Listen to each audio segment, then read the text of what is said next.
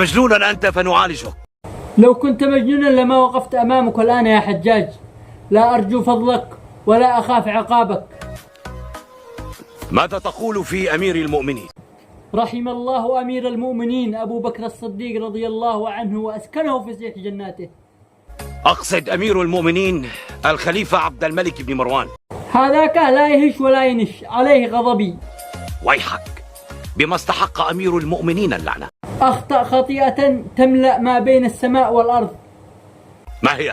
توليه إياك وتسليطك على الضعفاء والمساكين وابن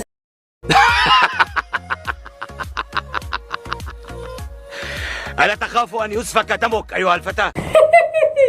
مالك يا حجاج مالك؟ سق الله أيام زمان، سق الله أيام زمان أيام السيف، ولا ماذا الحين يساعد رصاصة وقلبت أسد وبعدها تسفك دمينا. قسما بالله العظيم لا أرجمك بالزمزمية. خليني أغطيها أول. هدب ألفاظك وقصر لسانك أيها الفتى. أنا مربان بيتنا يا حجاج، وأبي والله إنه رباني، بس أنا مغترب بماليزيا. أمانة يا حجاج كيف كنت تفعلهم زمان. فإني أخاف عليك بادرة ما تقول، وإني سآمر لك بأعطية تذهب بها. مانيش بحاجة أبوك يا حجاج، باقي بجيوبها ما تغطي عيوبها. بس اندار يا ظالم، بيض الله وجهك وأعلى كعبك.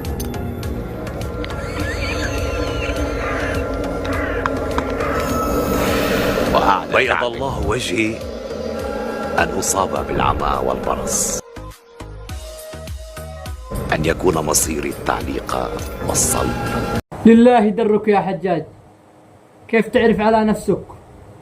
بس انداري تحياتي لك يا ظالم، وفعل الله.